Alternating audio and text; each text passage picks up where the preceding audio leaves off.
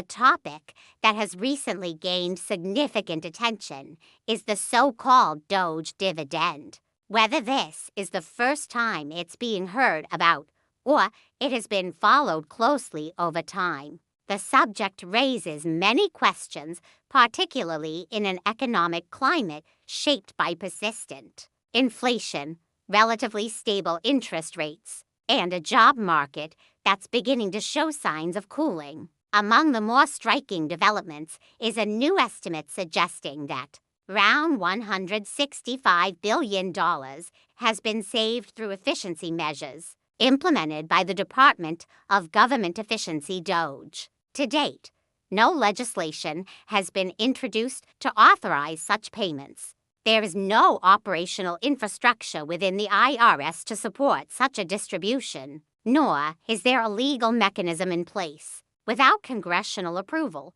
these elements remain critical barriers to the proposal's advancement. The Doge dividend is framed around a central concept: returning savings from reduced government spending to those classified as net taxpayers, individuals who contribute more in federal income tax than they receive in benefits. Under this model, many groups including low-income households, retirees, and individuals receiving disability assistance would not meet the eligibility criteria. This exclusion has prompted concerns regarding fairness, particularly during a time when essential costs such as food and housing remain elevated. While early projections once placed the potential individual payout as high as $5,000, updated assessments show that after division, the actual amount would be closer to $1.25 per taxpayer.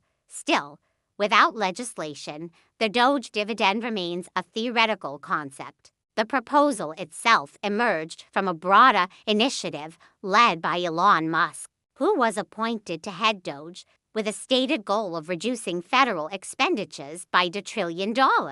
These savings were intended to come from measures such as contract cancellations, automation, and service consolidation. However, Musk's term as a special government employee is coming to an end on May 30th, casting uncertainty over the future of the initiative. His involvement helped raise the proposal's visibility, particularly through its association with technology and reform-minded governance. The initiative has been publicly supported by former President Trump, though concrete legislative action has not followed. Until such measures are introduced and advanced through Congress, the proposal remains inactive, neither fully abandoned nor officially in motion. Some economists have raised questions about potential inflationary impacts. Supporters argue that, because the funding would come from existing savings rather than new debt, it would not increase inflation.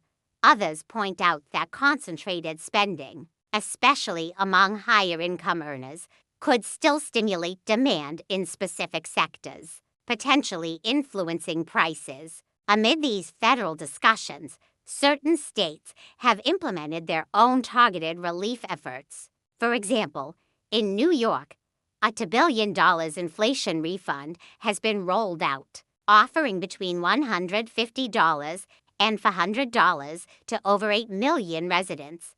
In addition, an expanded child tax credit has been introduced, providing up to $1,000 per child under age 4 and $500 for children up to age 16. These localized programs highlight a broader trend. In the absence of new federal relief efforts, some state governments are stepping in to provide targeted assistance. Variability across states is likely, but such measures may continue to emerge where budget surpluses or strong revenues allow for them. At present, the Doge dividend remains in a state of limbo.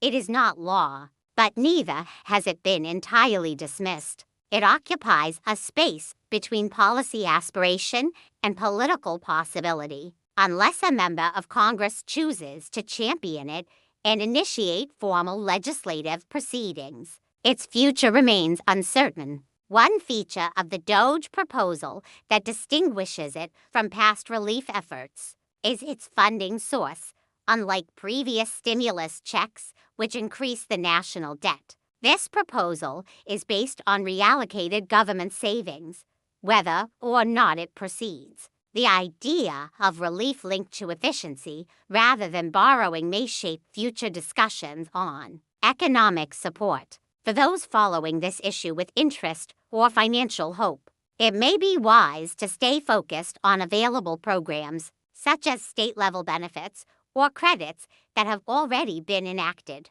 While innovative proposals may signal potential changes, they remain speculative until formally adopted through legislative processes.